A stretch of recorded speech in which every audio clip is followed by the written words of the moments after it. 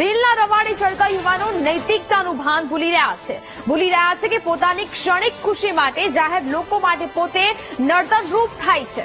સુરતમાં પણ આવા શખ્સોએ લોકોને સમસ્યા થાય તેમ વિડીયો બનાવીને વાયરલ કર્યો। રીલ બનાવવા માટે રેલવે ઓવરબ્રિજ પર યુવકોનું ટોળું ભેગું થયું।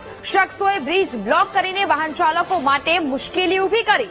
લોકોની સમસ્યાનો વિડીયો વાયરલ થતા હેસ્તાન પોલીસે કાર્યવાહી કરી છે। વાયરલ વિડીયોને આધારે સંકટરૂપી રીલ બનાવનાર 11 શખ્સોની અટકાયત કરી લેવામાં આવી છે અને આ તમામ શખ્સોને કાયદાનું ભાન કરાવ્યું છે।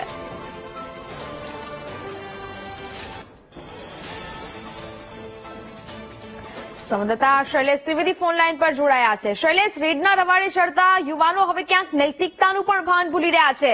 આવા લોકો વિરુદ્ધ હવે કડક કાર્યવાહી થઈ રહી છે।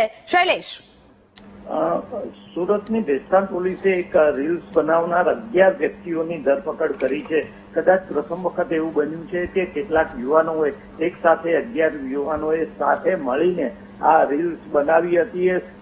બ્રિજ ઉપર રીલ્સ બનાવી હતી અને જેમાં લોકોને અડચણ થાય, ટ્રાફિકને અડચણ થાય તે રીતે રીલ્સ બનાવી હતી। રીલ્સ વાયરલ થયા બાદ ભેસ્તાન પોલીસ હરકતમાં આવી હતી અને એ 11 યુવાનોની હાલ અટકાયત કરી અને વધુ કાર્યવાહી હાથ ધરી છે। જી બિલકુલ શૈલેષ, જાણકારી બદલ આભાર। તો જ પ્રકારે હાલ તો આ સમગ્ર મામલે હવે પોલીસે પાઠ ભણાવ્યો છે। પહેલા તેમને રીલ ઉતારી હતી અને લોકો પણ આ રીલ બનાવનારને કારણે પરેશાન થયા હતા। જાહેર રસ્તા પર આ રીલ બનાવવામાં આવી હતી અને જાહેરમાં લોકોને પણ ભય લાગે તેવો આ વિડીયો સામે આવતા પોલીસે કાર્યવાહી કરી। યુવકોના ટોળાએ આખોય બ્રિજ બ્લોક કરી નાખ્યો હતો। રીલના ચક્કરમાં જાહેર જનતાને પણ હેરાનગતિ ભોગવવી પડી હતી।